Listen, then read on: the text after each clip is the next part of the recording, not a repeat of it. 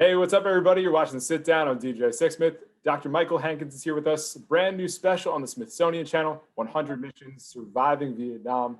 Dr. Hankins, really nice to meet you. How are you? I'm great. Thanks for having me. It's great to be here. You got it. So people obviously know a lot about the Vietnam War, but you're somebody who has really specifically pinpointed some really interesting aspects of the Air Force. So what can people expect when they check out the special this weekend? Well, I think this lets us see Vietnam in maybe a way that's a little bit different than we're used to thinking about it. I mean, when we say Vietnam War, you probably get images in your head of Hueys and people on the ground and some of the iconic images from that war, and those are really important. But what we're doing with this special is we're really taking you specifically into the combat fighter pilot role, letting people get into the cockpit and meet some of these individuals, hear their individual stories. These are guys that are in the air doing one of the most dangerous jobs that you could do during the war. And it's just a way that we're not normally thinking about what Vietnam is and what it was like to be there. And I think it's worthy for that reason.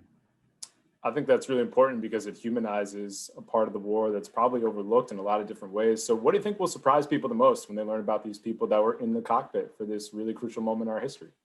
Absolutely. I really like that you said it humanizes people. I think that's really the goal of this whole special, is to put an individual face on a lot of these combat pilots in a lot of different ways, because they're very different people, right? They're not all painted with the same brush. Some of these pilots are there for all kinds of different reasons, right? Some of them are there, they've all signed up to, right, risk the ultimate sacrifice, and many of them give the ultimate sacrifice for their country. But some of them are scared. Some of them are trying to put up that bravery so they can get through it. Some of them are really excited to be there and they love the idea of being in combat, and that's exciting for them. Some people just love flying and they love that. Some of them are fighting for a cause that they believe in. And so I think when people look at this kind of broad array of personalities, they're going to see themselves in some way or another, and maybe at a time where, you know, America's kind of in a divided place right now, and it was at a very divided place back then. And I think the differences in all these individuals can kind of speak to some of that and maybe give us something to draw us together a little bit. It's really interesting to see the parallels between then and now. And just in general in our history, American exceptionalism has been a big part of who we are. And it felt like with Vietnam, we were just going to go over there, we're going to win no matter what. And when it comes to these pilots specifically, you know, what was the level of preparation? What did they actually think they were getting into? Because from what I've read, it seemed like, you know, they were just kind of thrown in there and it's just like, all right, good luck, you know, do your thing. Yeah, it's certainly an interesting moment for the Air Force and for air power. This is a time where, you know, we're worried about starting a wider war with the Soviet Union or China. And so there's certain things that are not going to be available as strategic options when it comes to military power in Vietnam. So the Air Force is having to adapt, right? They've got a force that's geared towards a certain type of conflict, but they're not going to be fighting that type of conflict here. They're fighting against kind of an insurgency in a very difficult environment.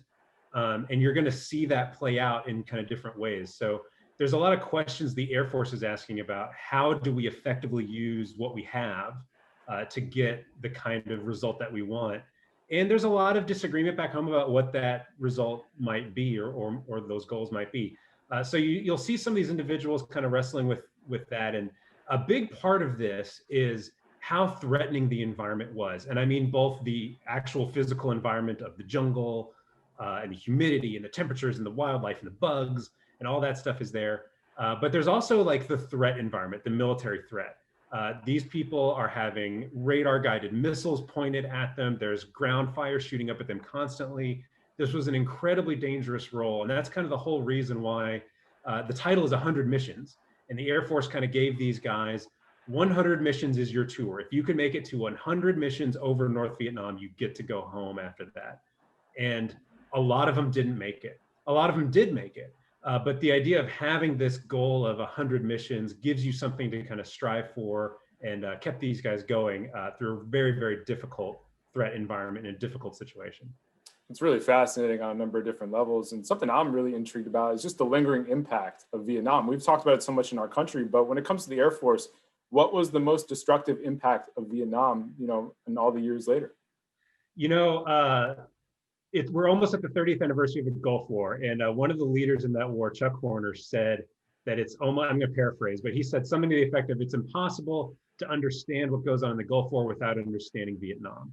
And I think the Vietnam War, all of the services, kind of the military services, kind of come out of Vietnam with this idea of, wow, that did not go the way we wanted it to go. And we have some issues we need to work through. And so all of the services engaged on this period of kind of reflection and trying to reform. And the Air Force is no exception to that. And so part of this is the training practices that you see developing after the Vietnam War. Let's prepare our pilots. Not that they were poorly trained before. A lot of the pilots are very highly trained pilots, but let's train them in different ways. Let's train them in different types of atmospheres and different conditions, and really make our training better. Let's make our technology better. We start investing in other types of fighter airplanes that you're eventually going to get the F-15 Eagle, the F-16 Fighting Falcon, and all kinds of other things. And that kind of comes out of the Vietnam War. New tactical approaches to how to integrate air power with what's going on the ground starts to become a lot more effective after this. And it takes a long time, right? It's a long time between the end of Vietnam and say the Gulf War. But it's a drastically different type of military in a lot of different ways once we get there. Really looking forward to checking this out. Dr. Hankins, nice to meet you. Thanks so much. And we'll talk to you down the road, all right? My pleasure. Feel free to tune in. It's Monday night at 8 p.m. Eastern on the Smithsonian Channel. Thanks so much for having me.